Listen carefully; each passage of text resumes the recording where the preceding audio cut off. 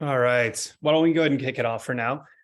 So to everyone in the group here, I apologize. Our regularly scheduled speaker was not available this week, so I'll be your substitute. So if you have any questions, as always, feel free to jump in or reach out in the chat. Julius or Jared, if one of you don't mind just kind of monitoring the chat because I can't see it as well. And just let me know. We can talk through all this nice and slow. We're going to focus on AAI device, just a specific case study that I thought was kind of interesting that you all might enjoy.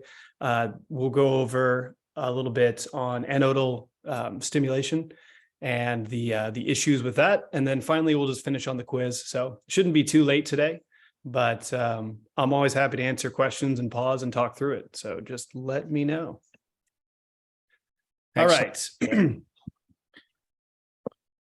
All right, perfect. So I'm not sure if you all can see the screen. Can you confirm for me, Julius? Yep. Good. Okay, awesome.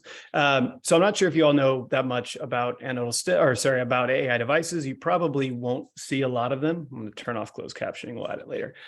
You probably will not see a lot of these, but if you remember, we had spoken previously about how AAI works, being in the atrial channel only. It is pacing and sensing the atrial channel, and then it only reacts by inhibiting the pacing if it senses intrinsic activity. So we don't really know what's going on in the ventricles at all. This is usually for patients with sinus node dysfunction, but good conduction. If you have a conduction issue, you don't want an AAI device. We'll have no idea what's going on, and we could be pacing all day in the atrium, and the patient could be in complete asystole. So we want to make sure that we're getting appropriate, pacing solutions for patients. And you're probably not going to see a lot of this because usually if you have an issue with your heart, electrical system, it can progress. And if we have any kind of AV nodal dysfunction, you're going to want to have, backup pacing in the ventricle. But here's an interesting case I came across. So we'll talk through it. All right. So the patient presented themselves in the hospital with syncope. They were a bit of a psych patient, so we can't really confirm exactly what their situation was, but they said they had some lightheadedness and syncope, so they asked me to come by and take a look at this device. So if you look here, I went ahead and ran an atrial capture test, and you can see here my atrial pace on the far field unipolar channel and atrial pace on the SenseAmp channel, which is a bipolar unfiltered channel. You see this little event occur right here that seems to be directly associated with my atrial paces. So my first inclination is this is probably the patient's ventricular signal, since we can see it on the far field, right? The far field is going from the atrium all the way up to the can. So you have a decent antenna there to pick up any kind of activity across the heart. This is probably some sort of intrinsic conduction, but you can never trust this. In an AAI device, sometimes you may never see what's actually happening in the ventricle. We just happen to be able to with a far field channel on. One thing to note, though, you have an atrial pace. It seems to actually capture and it conducts to the ventricle. So we assume we're capturing because of this one-to-one event here. All of a sudden, as we decrement down, we have an atrial pace and there's no associated ventricular activity or no associated event that is probably occurring in the ventricle. But morphologically, it looks very similar to the pacing spike. So in this case, one thing to note is that, you can have an identical pacing spike artifact and an evoked response. So don't always trust that you're capturing. In the atrium, not as much of a big deal. This is an atrially dependent patient, so it is a little more pivotal here, but say this is a ventricular patient, you can still have the same issue where a ventricular capture looks very similar to a ventricular pacing artifact, and you may think you're capturing when the patient is very much in asystole. Another reason why you should always have a surface. Obviously, I don't have a surface here because there's not always, we don't always attach surfaces to patients in the hospital when we interrogate them, especially if you have access to telemetry. So the only indication here of the capture is those far field R waves, or what we assume to be far field R waves. Threshold here, you see we pace, ventricular event, pace, ventricular event. Here we pace, no ventricular event. So that is our loss of capture. I denote it here, which means our threshold is 1.75 at 0.6. All right. So obviously 1.75 is not a great threshold.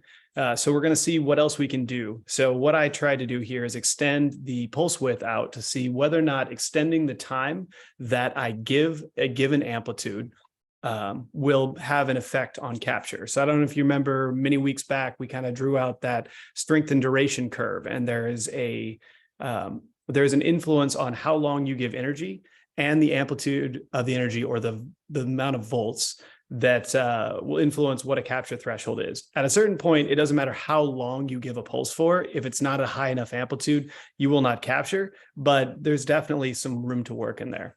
So we extended out our pulse width to 0.8, ran capture threshold again. We seem to be conducting through, pace, and then we lost. Now, one thing to note is this pace was at 1.25 volts and did seem to capture. This one did not. You can have, if you're right at threshold, some outputs will capture and some will not. So that's why sometimes it's good to actually extend the amount of paces that you do before you decrement down if you have doubt about whether or not you're capturing, just because you could be capturing, you could be fusing. But in this case, we pace, there's no evoked response. So we'll call that loss of capture here, which means the threshold is 1.5 at 0.8. All right, we ran it again, this time at 1 millisecond, same thing. We pace capture, or pace conduct down, we pace no conduction, indicating we lost capture. So our threshold is 1.5 at 1, still pretty much the same. Moving along here. So just for fun, because I was going to be sending these to a physician and they wanted to be able to see exactly, were we capturing, I went ahead and hooked them up to a surface electrode, which is recommended to do most of the time anyway.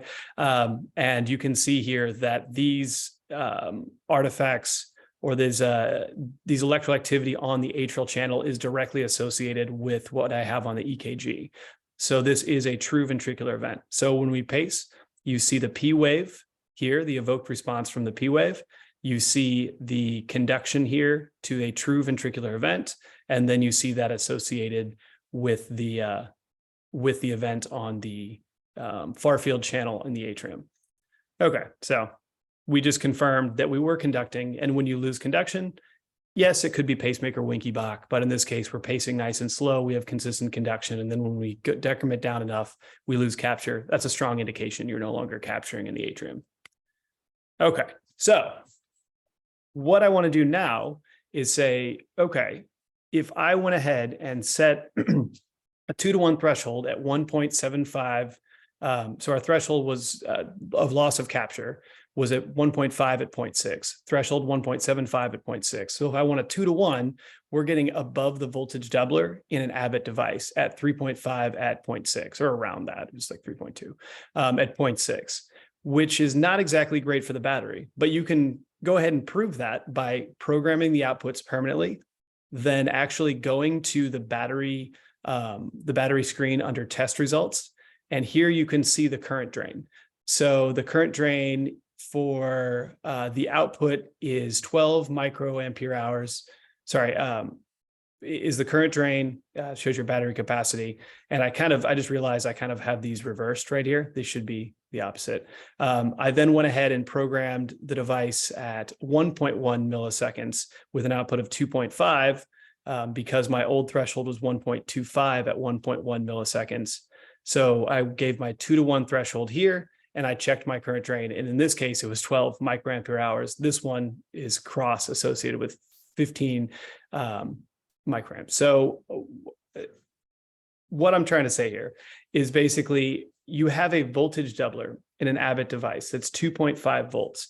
Anything you can do to stay at 2.5 or below will have a massive impact on the battery's longevity. So if we see here, by simply extending out the pulse width and setting the output at the 2.5 volt voltage doubler, you're getting 5 to 6 years on the battery's longevity, versus by going for the shorter pulse width, higher amplitude above the voltage doubler at 3.5 at 0.6, we're seeing 4 to 5 years on the battery. So we're getting an extra year of longevity for this patient In cases where we have limited access to devices or not ideal follow-up, it's always better to squeeze whatever you can out of these batteries while maintaining a good safety margin.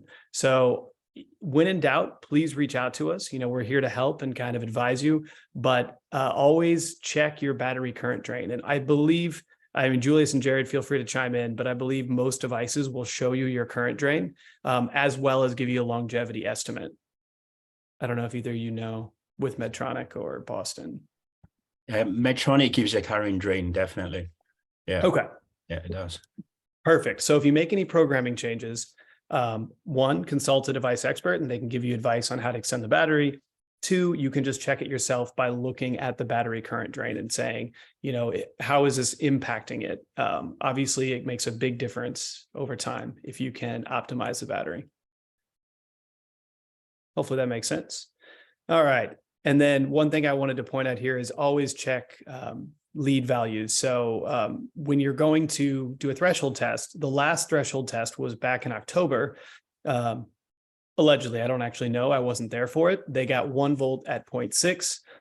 Today, we got 1.25 volts at 1.1 milliseconds. Had I had the output at 2.5 at 0.6, we could very well have capture issues down the road. We could have had capture issues to begin with, and that could be related to her syncope. I don't have all that information, unfortunately, but this is why we always want to make sure to have a 2-to-1 margin.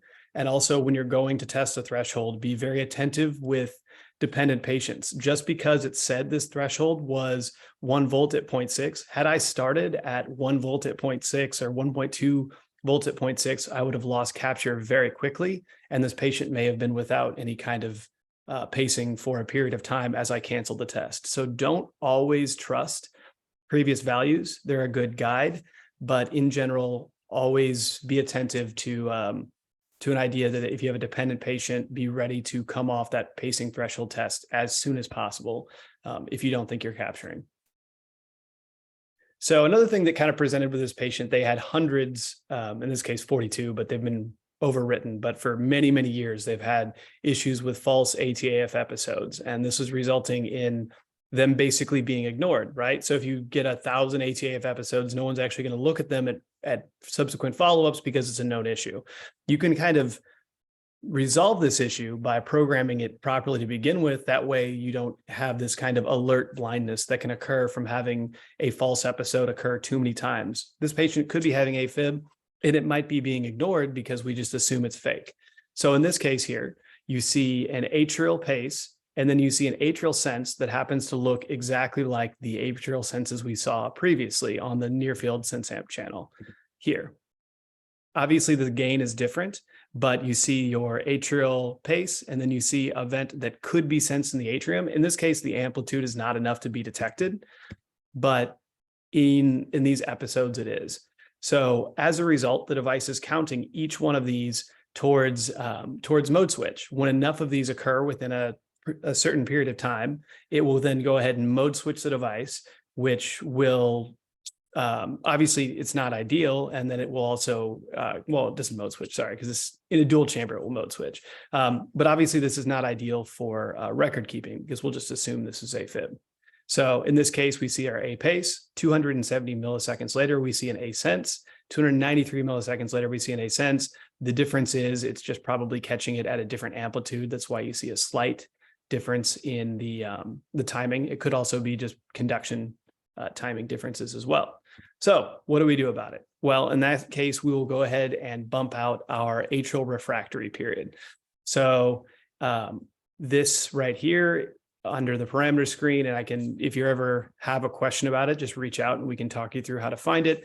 But we went ahead and increased our shortest atrial refractory to 300 milliseconds, and then our standard A-pace refractory. So post-pacing refractory, or the time that it actually blinds the atrium to any kind of activity, to 310 milliseconds. So you see here, our atrial refractory is ending just a little prematurely. The oversensed ventricular event occurs outside of the atrial refractory and it's counted. By extending the atrial refractory just to 310 milliseconds, it will ideally cover up this ventricular event. One problem with AAI devices is that this can occur. And you can make programming changes, but since we don't know there's anything happening in the ventricle, your hands are tied in some aspects of when the device should blind itself because it doesn't know what's occurring. So you can increase the sensitivity on the atrial channel, making it less sensitive.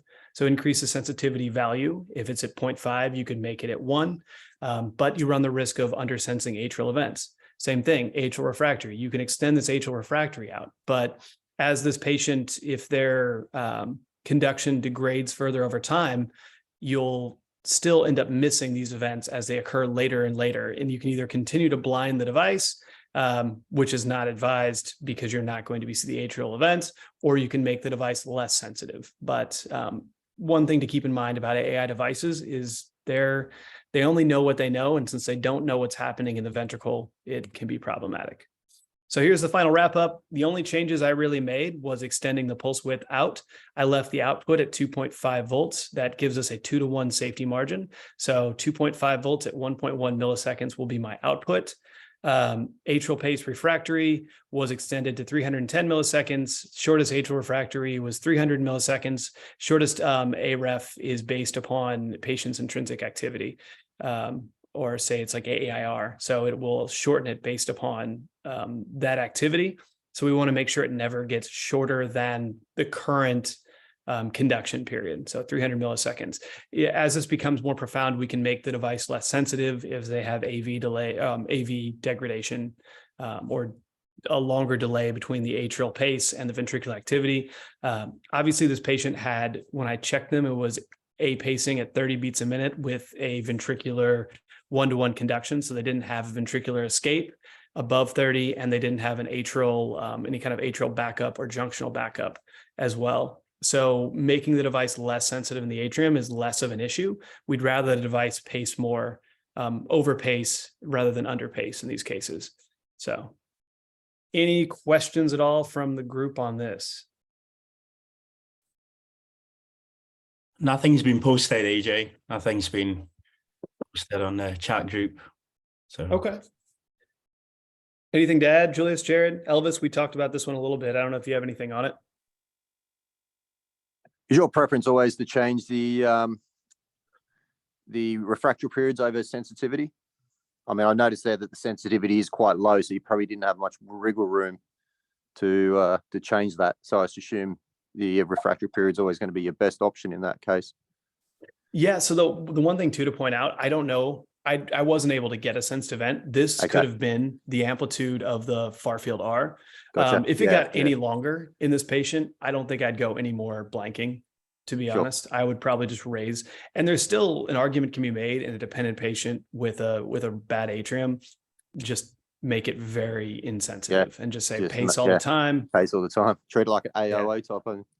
Exactly. So that if we start to see this down the road, that would be my recommendation. But yeah, good point. No, you're fine with me, Jared. That's fine. You've covered everything. Okay. Sorry, AJ. Yeah, sorry. Yeah. Oh, no worries. Okay. I got a question. Yes, sir. Regards the capture automatic capture. You didn't turn it up to automatic. You left it at your programmed threshold. Mm-hmm. I don't know if you get my question. Like, since this this patient's threshold is not very reliable, and the device depends on that to keep up the pacing. I noticed you did not turn on the automatic feature, so that perhaps it continues to pace accordingly, depending on as the threshold conflicts. Or is it that the patient will coming up to the clinic on a short visit basis? No, yeah. So that's a really good question. So in this case here, I was having trouble with the atrial auto capture, and I think I forgot to mention that too when we chatted.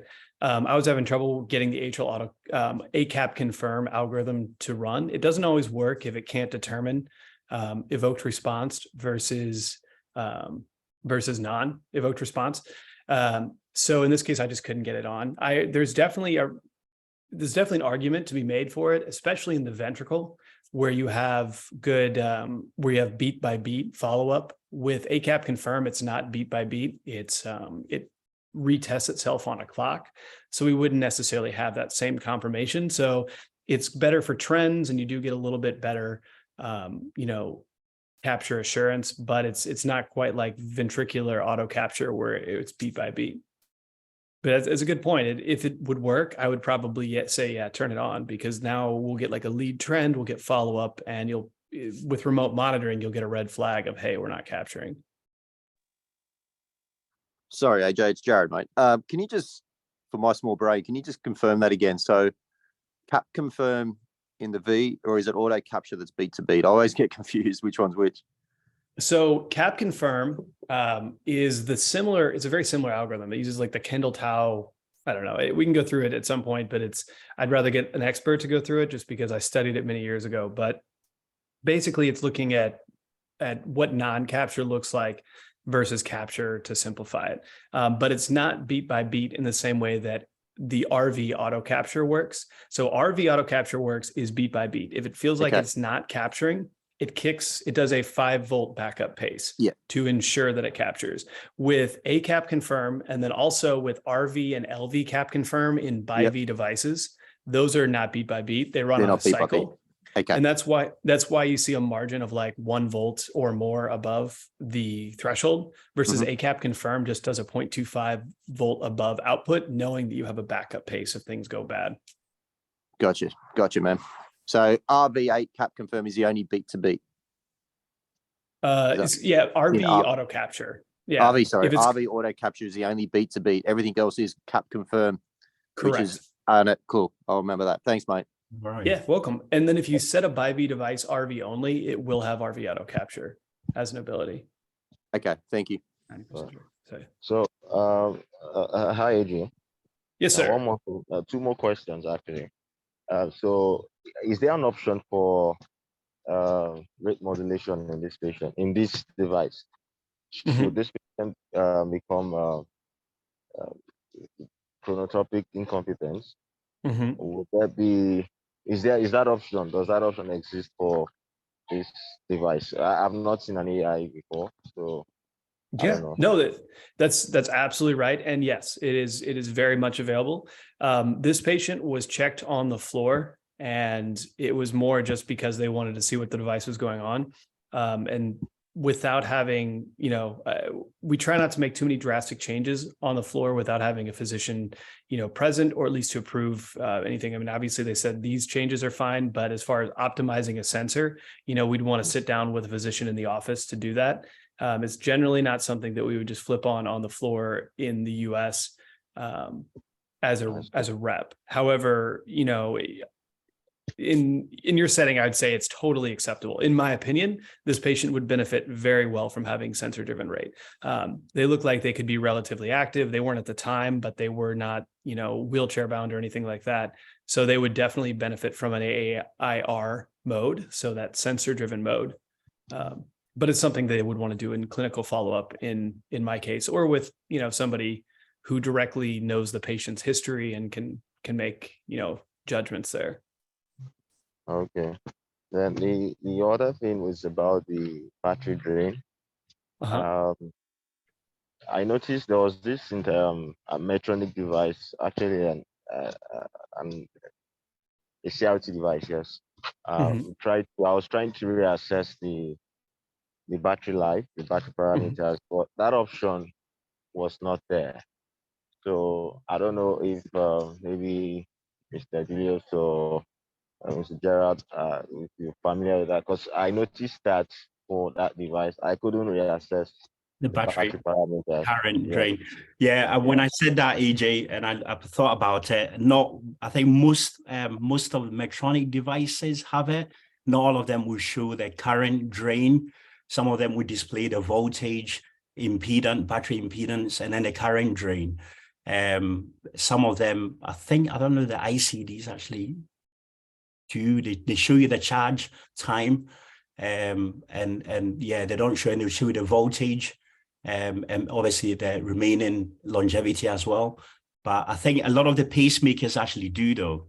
CRTP, I'm not convinced. I think they should do.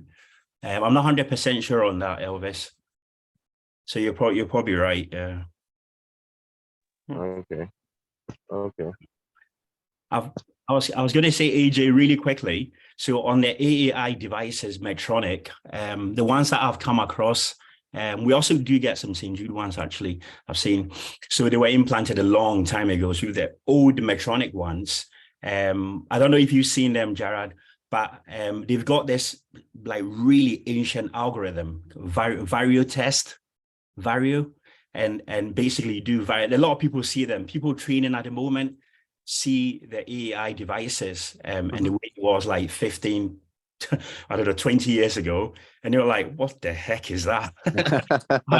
How'd you go ahead and do your test fight? You know, I remember when I was training in Scotland, I had to get my seniors to come and show me. And that's, he's got this Vario test and think when you can use that for testing, it can do your threshold sensing and everything, but you can bypass it and actually do it individually as well, but it doesn't have that automatic or the auto functions that you have in your modern devices at the moment.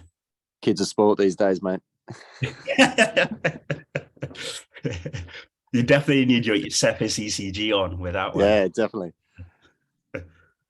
Yeah, you can definitely see how so helpful a surface is in this case, just to be able to see the conduction there. It's funny you mentioned Vario. There's actually a Vario test on Microny devices, which is like a VVI device, but it's an older algorithm for St. Jude as well. I wonder if it's similar. But when you run it, it's an auto decrement test, but it decrements super fast. Yeah. So it'll just run it down to the wire, and then you just have to go back and review it. And it's good because then you don't worry about, a patient being symptomatic, but you feel completely out of control when it does it because you can't actually end the test. It just runs. Yeah. So. Yeah. All right. I'll go ahead and switch to a different screen. Maybe. Can you see the other PowerPoint? Yeah. Okay. Fantastic. Ignore that. I just gave you the ending of how to solve this problem. Okay. Has anyone ever heard of anodal stimulation at all? Yes, I have. But, yep, I have. Okay, that's good. The reason why I asked that is because I've talked to clinics before, and some of them have, and some of them have never heard of this concept at all. And it can be a little scary because if you're programming patients wrong and they have anodal stimulation, you could be doing them a disservice as far as biventricular pacing goes. So it's less of an issue nowadays. Because we have bipolar ability and we don't have unipolar only LV leads. When LV leads first came out, you only had the unipolar tip, and then you had to program it to the RV typically. So nowadays you have the ability to customize your vectors. You have 4 different electrodes on modern quartet leads. It makes life a lot easier, but it's an existing issue. It's just less of an issue. So I wanted to bring it to everyone's attention. And then, like I said, feel free to jump in if you have questions. All right.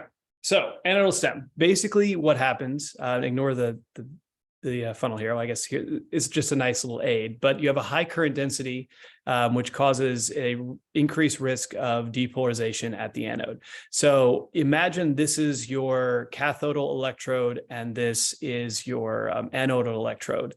So there's a big difference in size, having a larger cathode to a smaller anode, or even high outputs. What can happen is you have all of this electricity flowing nice smoothly through the cathode, and then it hits this pinch point as it goes to the anode, and you have this buildup of polarization at the side of the anode, which can actually cause capture at the anode site as well.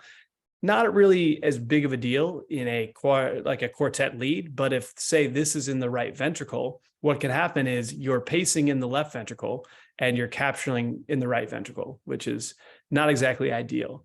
So things to be aware: if you have a smaller anode versus cathode surface area, or if you have a very high output, if you throw enough energy at it, you can also have anodal capture as well, just because the energy has to have some place to go. If it can't flow smoothly through that through the funnel, it's going to start capturing at the location.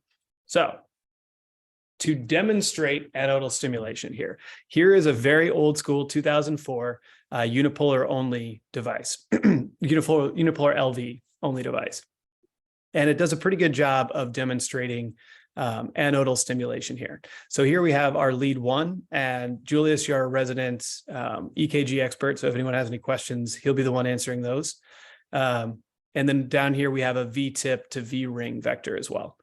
So we're pacing here at our output of 1.5 volts. Let's go ahead and assume it's at 0.4 or 0.5. We're decrementing down here. So we have an atrial event, an A pace, a V pace, A pace, V pace, and we're decrementing down.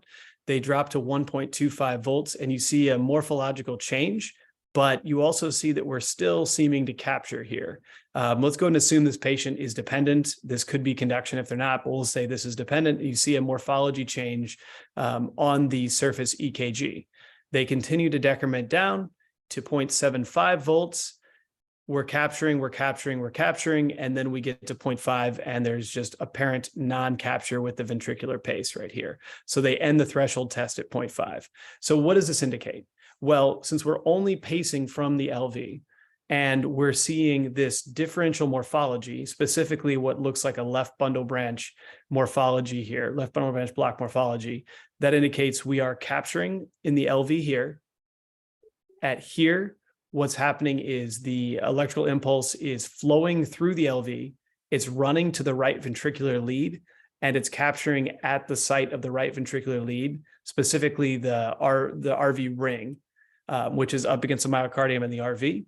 We have RV capture all the way across here until we finally lose right ventricular capture here, which means your right ventricular capture threshold from LV pacing is 0.75 volts. Your LV capture threshold, we lose capture here. So our LV capture threshold is 1.5 volts. Does that make sense for everyone? Yeah, that's good. Yep. Perfect. Okay. So what can we do? So you want to avoid pacing from the LV to the RV ring. Instead, choose a unipolar. So I just pulled this from a St. Jude Abbott, their vector testing here. And you can see here, your LV lead, you have your D1 or distal 1 electrode, your M2 or mid 2, mid 3, and this is kind of covered up, but it's P4 as in proximal 4 electrode. This is going through the CS, and then it's kind of either lateral or a little posterior, kind of high, but anyway, it's of your LV lead placement. Here's your right ventricular lead buried here in the RV, and the pacing vector here is going to the ring. Now, this can be really problematic because when you pace to the ring, you can have that anodal stim here, right? So you could be thinking you're capturing in the LV, and in reality, you're actually capturing in the RV with no LV capture at all. So you can have simultaneous LV-RV capture as well, which is probably what is occurring here. I would say, well, that is what is occurring here, is simultaneous LV-RV capture, or you can have non-capture completely. So pacing, just avoid going to the RV ring. I would always recommend this. I have patients that will come in sometimes to clinic and you'll see them pacing to the ring. If you have a defibrillator, send it to the coil, because a coil is a nice big surface area, so you don't have to worry about that funneling or that anodal stem, because the surface area of a coil is much larger than the surface area of your cathode electrode. And then if you have a pacemaker, I would just go to the CAN. I would avoid RV ring unless you don't care about simultaneous pacing. Another consideration is that you could very well determine that, oh, we're getting some anodal stem, but who cares? It's simultaneously pacing. But then somebody in the clinic could come in, run a threshold test and say, oh, my capture threshold, without you looking at the EKG symbol, my capture threshold is 0.75, when in reality, it's 1.5.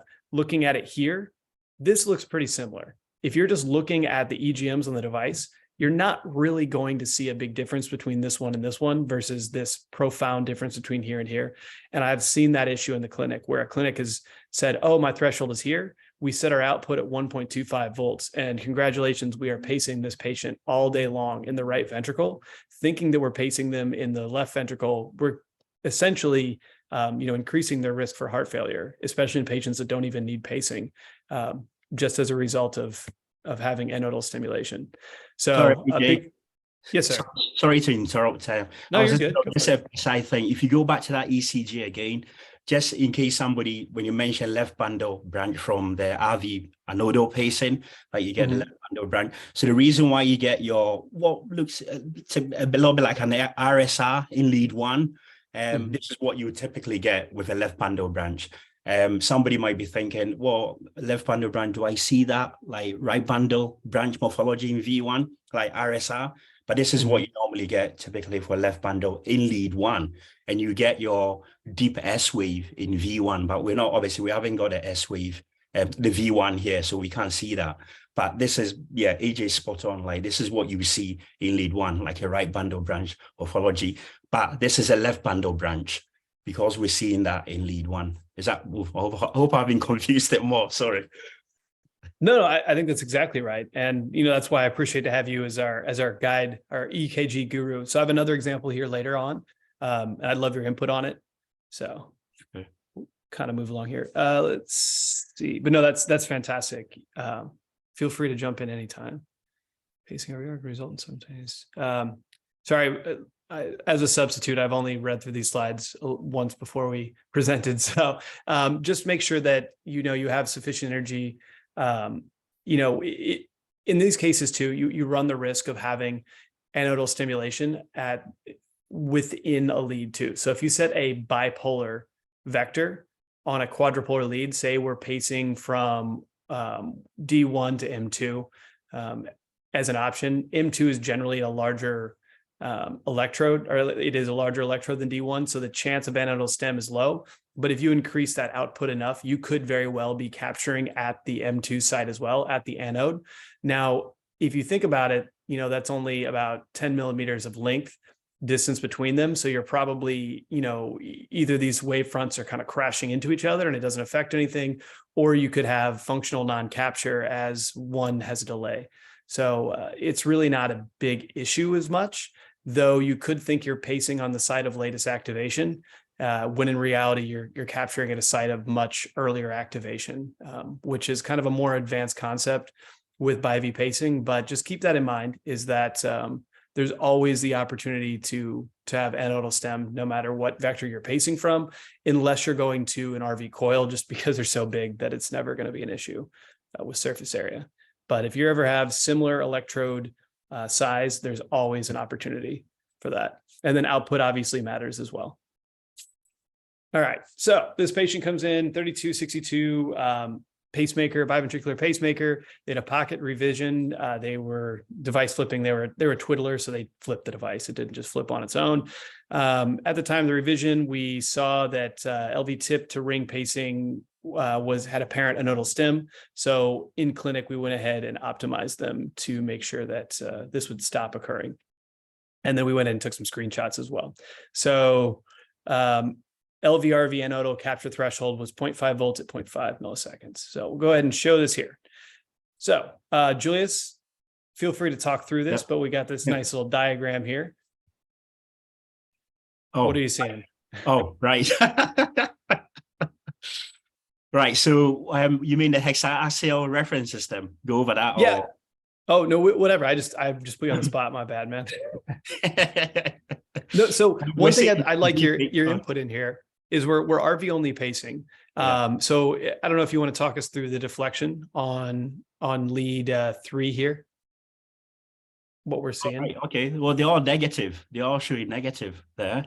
In this one here, sorry, in the top lead, yeah. Okay. They're all showing negative there, but obviously that one's smaller. There is a change in the morphology sort of size, as you can see there. So they're all showing negative. That one there, I think the 5th one, is it? Okay. The 5th one is showing slight, I don't know, I wouldn't even call it biphasic. Mhm. Still negative, but it has been considerably smaller. And then you go, go. Yeah.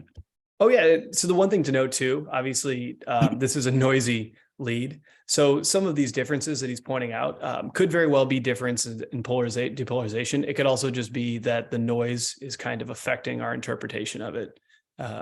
So yeah, to his point, we're using lead 3, and Julius knows this by heart. I like to look at these when I'm looking at EKG leads, just because I look at EGMs all day. I wish I knew EKGs better, but if we're looking at our depolarization, it's a negative deflection. So we're flowing away from lead 3, correct?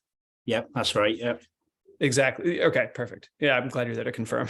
So lead 3, here we're showing the flow of electrons moving away from lead 3, which means that the activation pattern is moving from the right ventricle and moving away from the RV towards the LV, which makes sense. We're RV only pacing. And then, here's my wheelhouse. If you look at the EGMs here, we're V pacing. You see on your RV bipolar channel right here, channel 3, you have RV activation here, followed by a delayed LV activation. So if you look at your LV bipolar, which is your 1 to 2, if we looked at this here, we're observing 1 to 2 here, and we're observing bipolar here. So this is your LV, this is your RV, vectors within the heart. Once again, LV is here, RV is here. We're seeing activation on the RV channel first, followed by activation on the LV channel, which indicates that the event is occurring next to the right ventricle first. Makes sense. All right, so then we go to the current programming. And if you look at it morphologically, you still have a negative deflection. Obviously, it's a much cleaner EGM. We got the patient to sit still for half a second. It's a little more narrow, which indicates, one, it could just be because this was a noisy EGM here, but it also is probably some degree of fusion is occurring. So slight morphology change, narrow but similar deflection. So what we're concluding is we're having near simultaneous LV-RV activation. This could be LV artifact with RV capture, but looking at our channels here, once again, we have our RV pace, or our LV pace. We know we're pacing LV because it says VP, so we're only pacing in one channel. It would say BP if it was in both channels. And this little tail is pointing to the left, which means it's pacing in the left.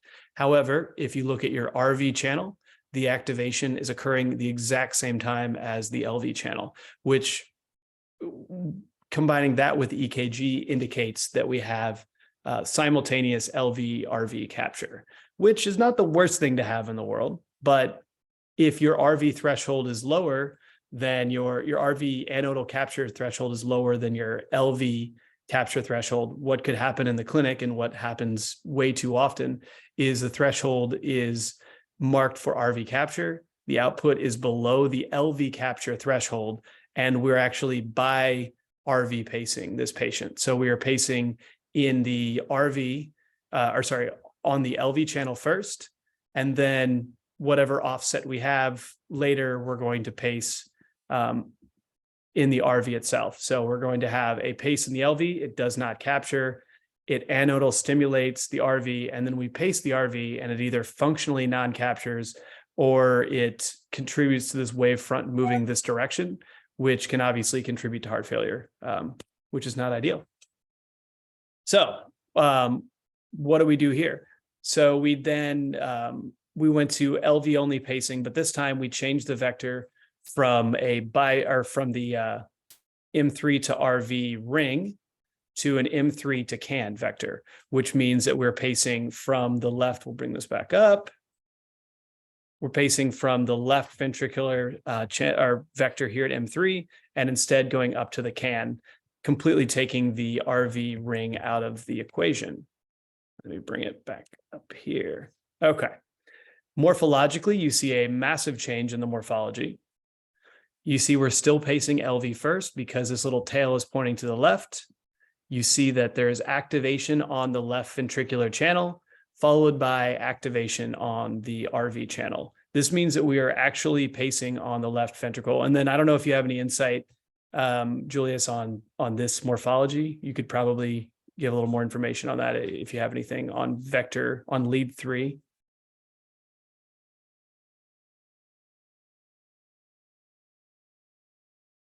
If not, no worries.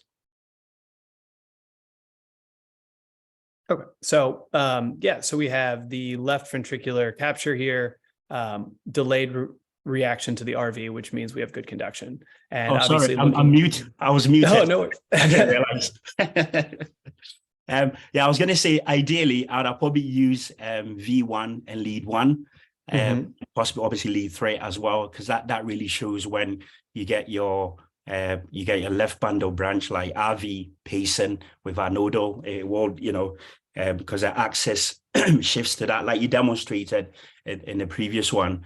And then if you get like a biventricular pacing or LV pacing only, then you get your shift to the extreme axis or right quadrant axis, pacing, or even right axis deviation one. Lead one. I mean, lead 3 is good as well, but it's always good I always look at like several leads, particularly V1 and also lead 1. And if I can get lead 3 as well, that would be quite good. Lead 1 helps with indication of access a lot. It's a good one to look at, because I tend to find lead 3 is an odd lead that behaves really odd, just the same as your AVL lead. They're always odd leads, so sometimes it can be slightly misleading.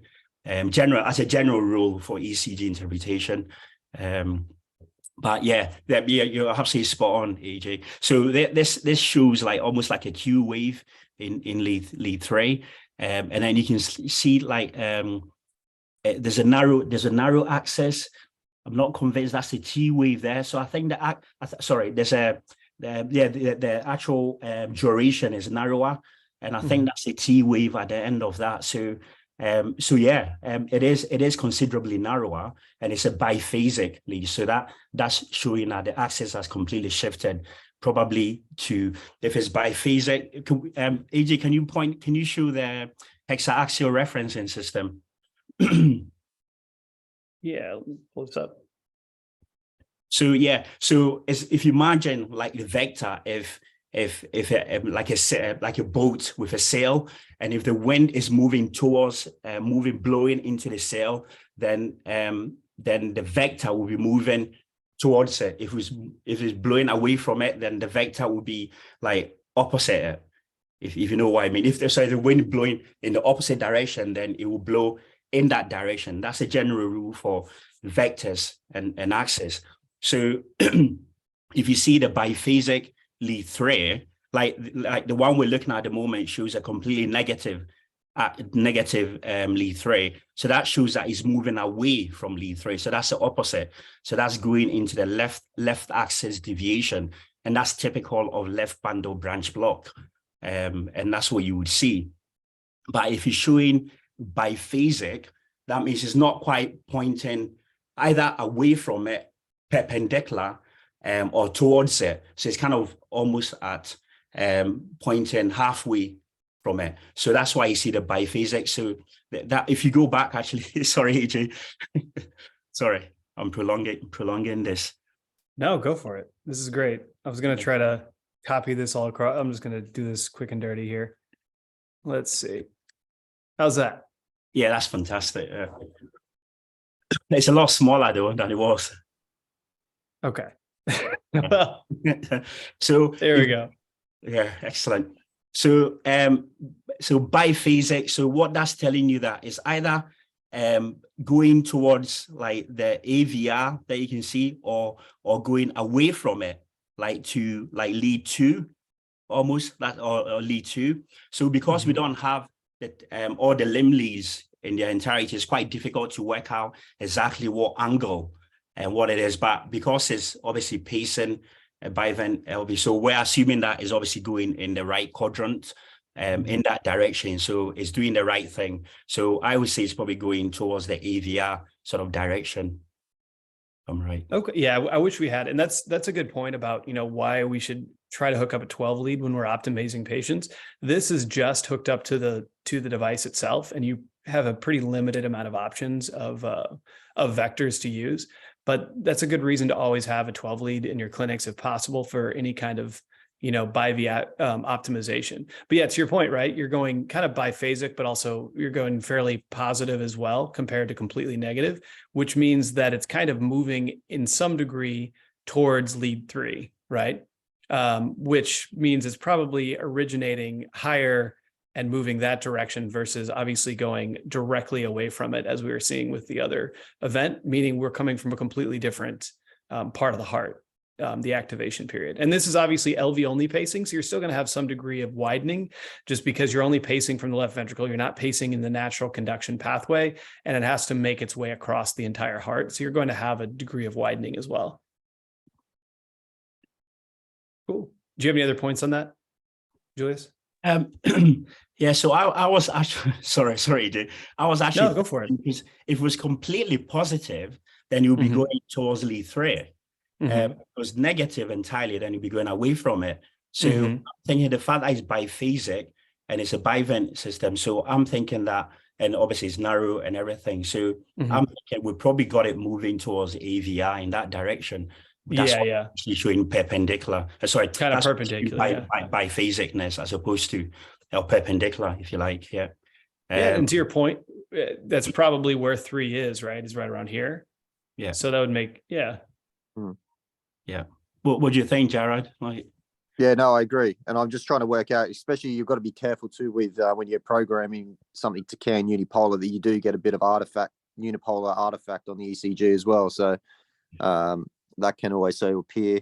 But for what it's worth, the first thing I personally like to do when I get a CRT, and if it is programmed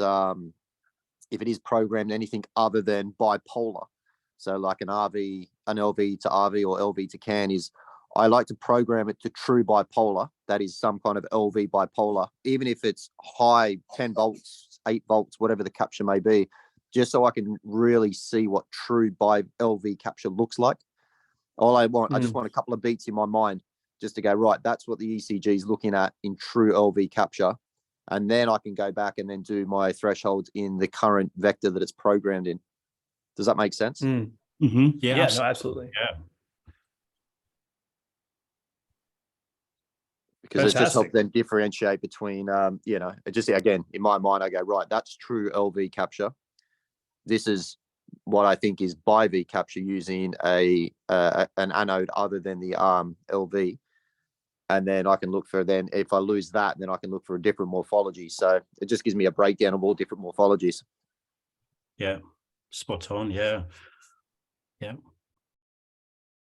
Fantastic. Well, thank you both for the input. And yeah, Julius, anytime you want to chime in on EKG stuff, that's not my specialty. So, so here, by the way, I don't know if you saw here, but the atrial channel, I mean, this is some sort of atrial flutter. I mean, you can maybe say it's, I don't know, I never want to judge off an EGM, but judging from cycle length.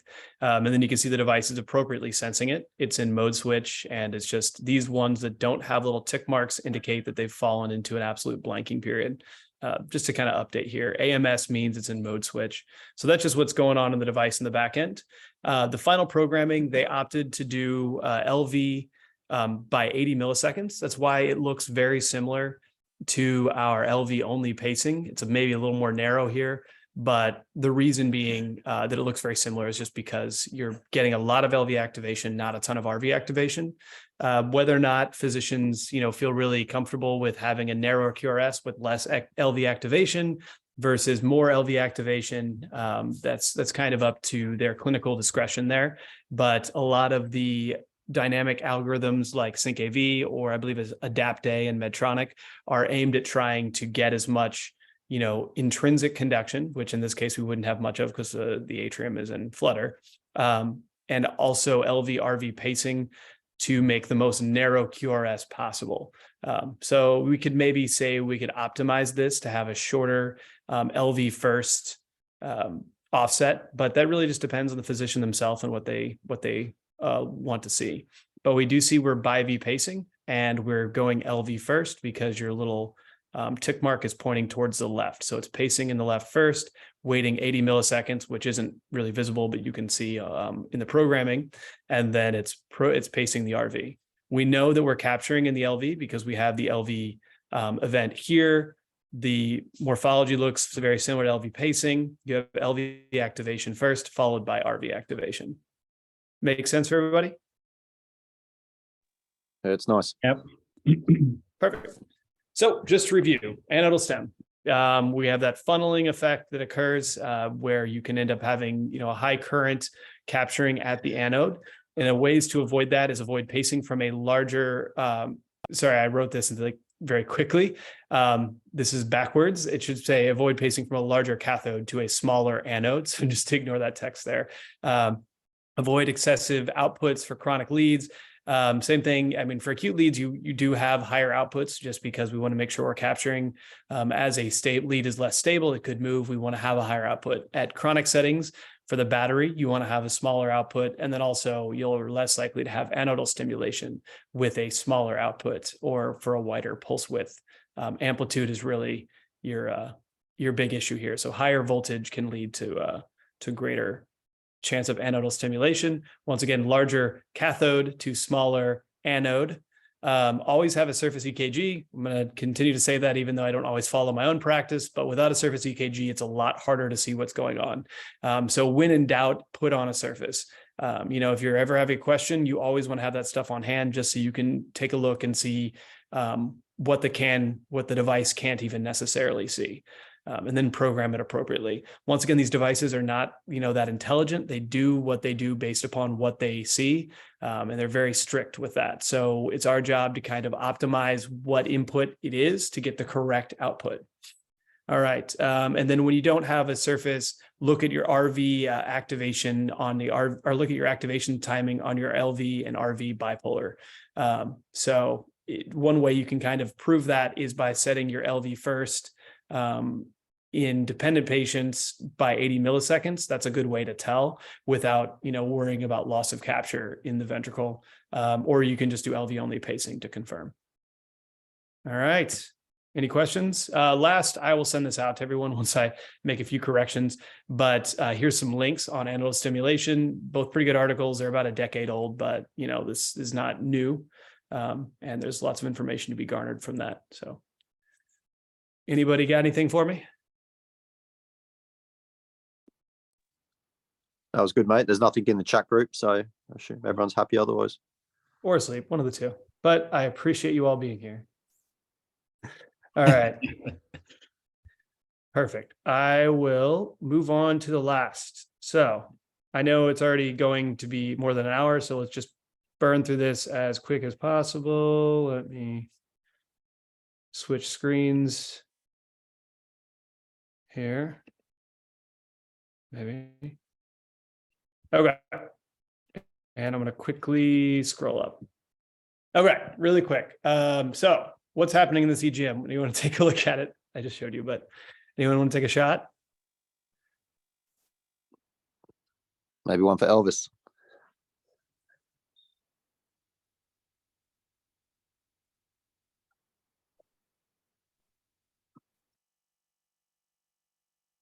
Something in the chat. I think he's running out of battery.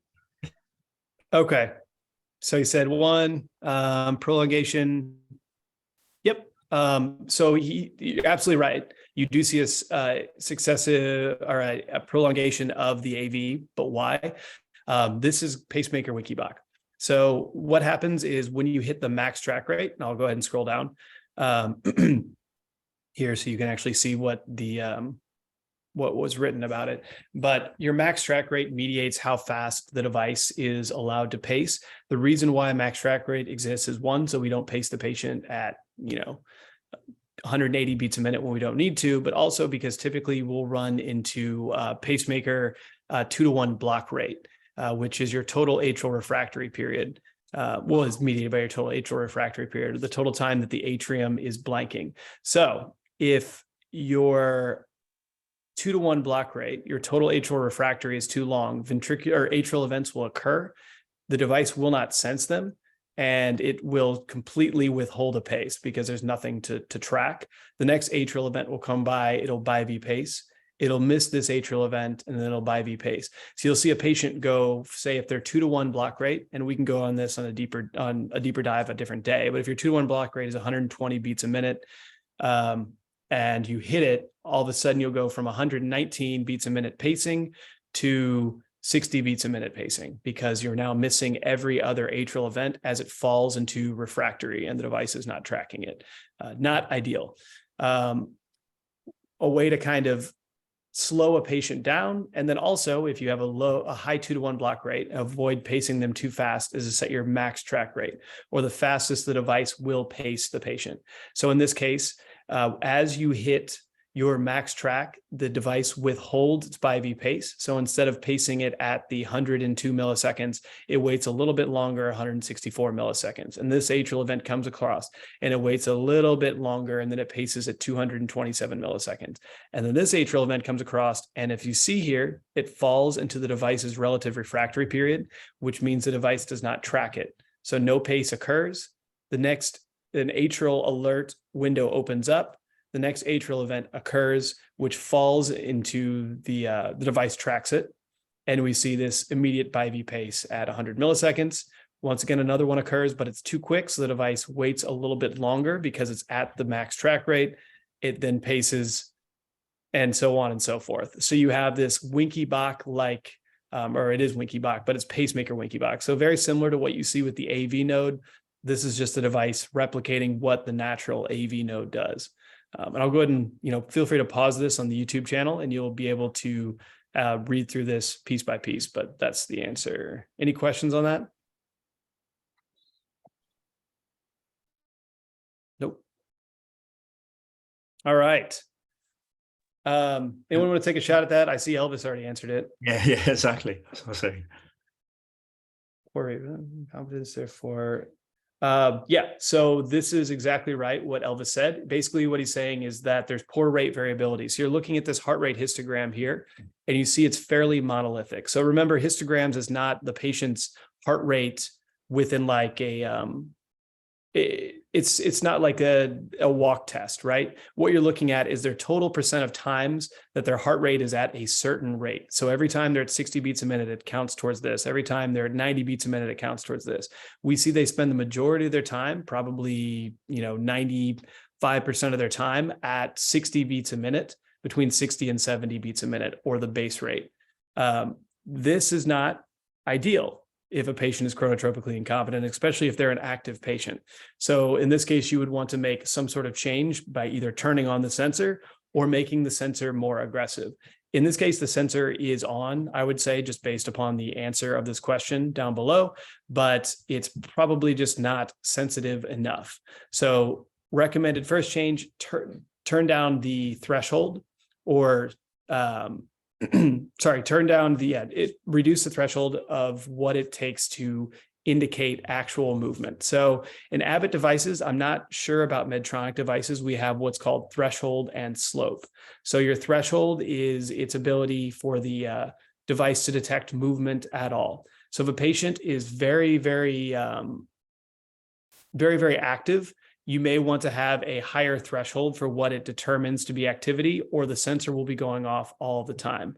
If a patient is not as active, is not, say, in a wheelchair, but still wants to vary their heart rate, you may want to reduce the threshold to make the device more sensitive towards any kind of movement they may have. So threshold is your way of kind of modulating how sensitive the device is to movement.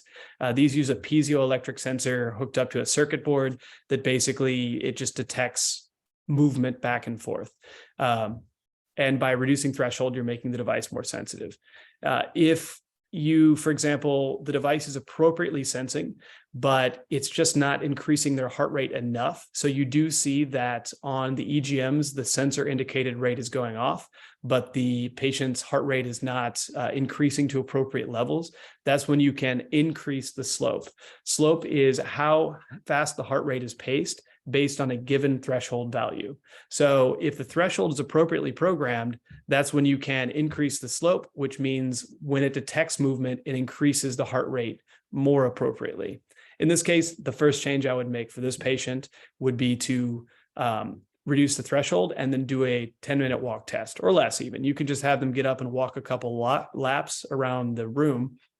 And if you see that the sensor is going off, that indicates that the threshold is probably programmed appropriately, and we maybe need to increase the slope. If we see that they're walking around and the sensor is not responding at all, that means that we probably need to make the device more sensitive as far as threshold goes, lowering the threshold value so that it detects their movement. Inversely, if the patient is sitting and the threshold is just going off while they're doing nothing, if the sensor is going off while they're doing nothing, that means the threshold is probably too low. It's too sensitive towards any of their movement. We don't need to modulate their rate when they're sitting around doing nothing. It's when they're under activity. So this is when those walk tests are really important.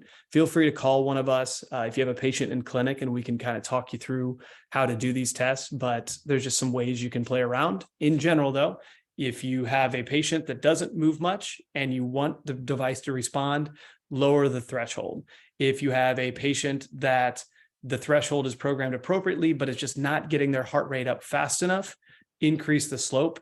It's always better to make gradual changes. You don't want to change too many things overnight and then send them out into the real world, because you could be pacing their heart rate at 120 beats a minute all the time for no reason. So make sure to do your walk tests, make sure to evaluate before you just kick them out the door. Questions on that at all? I was just going to add, AJ, that other manufacturers like Boston and I know Soren have got what you call blended sensors, that blends mini ventilation with accelerometer, like activity sensors, like you described there. So that sort of increases its sensitivity, having other parameters as well, other sensors in addition. And the mini ventilation obviously works on how, if the patient breathes rapidly, then the impedance, the impedance basically changes very rapidly, and it basically calibrates that with how quickly or how high it how quickly it responds to changes in level of activity, i.e. breathing rates. So the more you breathe, the more rapidly you breathe, the more the impedance changes rate. There's more changes in the impedance. So that correlates with this person is working really hard, they're breathing really hard. Well, I need to increase the heart rate much higher. And that, so blended sensors, mini ventilation, activity sensors, accelerometers all combined to give you a better effect, better sensor than, I believe those are called closed loop as well. Is so, that correct? Biotronic, CLS, closed loop stimulation as well. Yeah, works. It's actually slightly better than your traditional ones, closed loop, which actually goes by contractility, works on that contractility as well of your myocardium. So it's much more sensitive than any of the other ones, I think, in my opinion. What do you think, Jared? Yeah, I totally agree. I've heard big raps about the Biotronic one. We don't implant a lot of Biotronics, so my knowledge isn't great, I must admit, but I have heard good raps about that. Yeah, it's really good for vasovagal syncope patients like CLS. It's fantastic. Really. Yes, exactly. Awesome. Yeah, so there are a lot of different sensors out there, and just remember that everything we're trying to do is mimic the own human heart. Like the natural human heart is hard to beat, so we're just trying to get as close as we can as possible. All right, last question here. So we have a pace AV delay of 250 milliseconds. What's happening after the AMS? What does the ALOC mean? And then why did the device have a VPP? Anyone want to take a stab at what that means? Normally I'd pick on Elvis, but I think he had to run, or his battery might have died.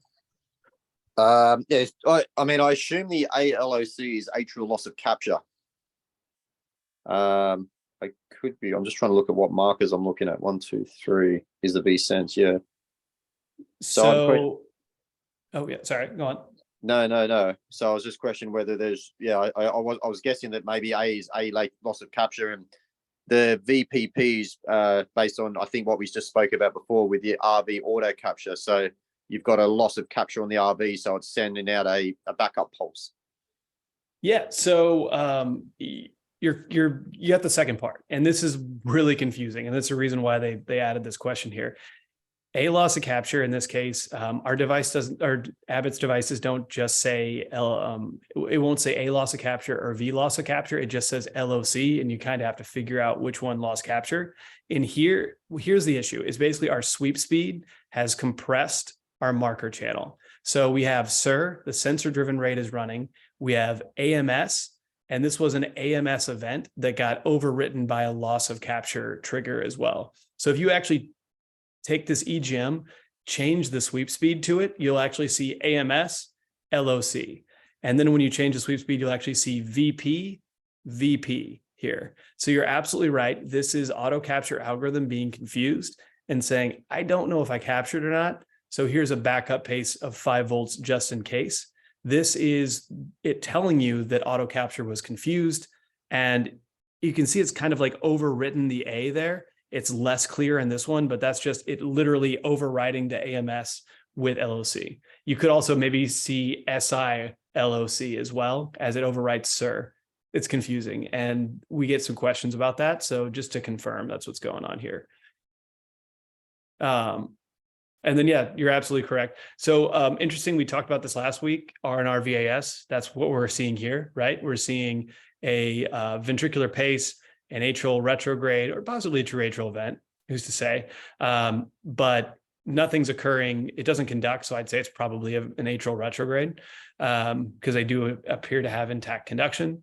We atrial pace, but it's pacing into refractory, which means we're not actually capturing at all. We ventricular pace, and we kind of have this VA conduction retrograde V pacing loop that's occurring. Remember when we talk about RNR VAS, ways to solve this is you change your delays, and you can also change your base rate and or change your sensor. It's just an idiosyncrasy of everything kind of lining up to be a mess here. What's occurring here is we have enough atrial events. We have an atrial tick, we have an atrial pace, atrial event, atrial pace. These all count towards mode switch. The device mode switches, so it's now in a ventricular-based timing mode. Here we have an atrial pace, doesn't capture. You see here, we actually probably have we have an atrial pace we probably did capture. Morphologically, it looks different here when we V-pace. That's because we're either fusing with the intrinsic ventricular event or we're not actually contributing at all. Same thing again, we atrial pace. It probably does capture. It makes its way to the ventricle.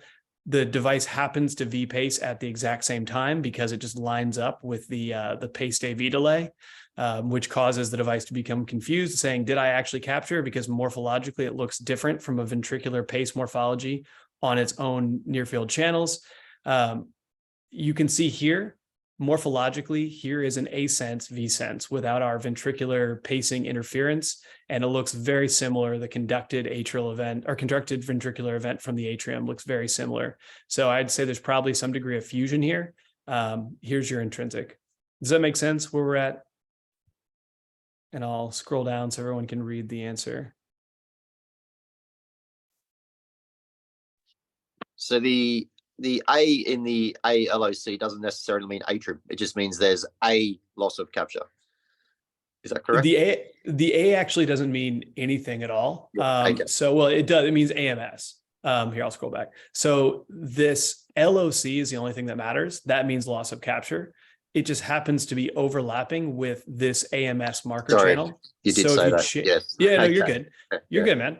No, these are, like I said, when you don't look at these devices much, it can be really confusing to see what's going on. It would make more sense if they would like stagger them a little bit or change the color coding, but it doesn't. So in this case, you have AMS and LOC, and if you change the sweep speed, you would see that clearly. It's just unfortunately it's getting overwritten. So yeah, cool. Really nice. Yeah, and then here's the rest of the question if you wanted to pause and review later. But yeah, that is it. Any other questions for me at all? No, it's really good, mate. Good talk. Thank you. Really good talk. Thanks, AJ. Thank you. Happy to do it. Really good. All right. Well, if there's any questions in the meantime, feel free to email or message us. We're happy to answer whatever you might have. And then we'll have a proper speaker, hopefully next week, to actually talk about some real content. AJ, we've got a real deal here. Come on, we've got a real deal here. Yeah, talk yourself up. Come on. But That's all right, why I said an honorary speaker. That's why I said that. Honorary. Exactly. Yeah, I appreciate the shout out. Yeah. But yeah, thank you, Julius, Jared, Elvis, and everybody for being on this call. You know, it's great to sit down on a Sunday and talk it over with you. And anything we can do to help, just let us know. Thanks, man. Appreciate your time. Thank you. Thank you, AJ. Thanks, everyone. Thank you. Thanks, mate. Thank you.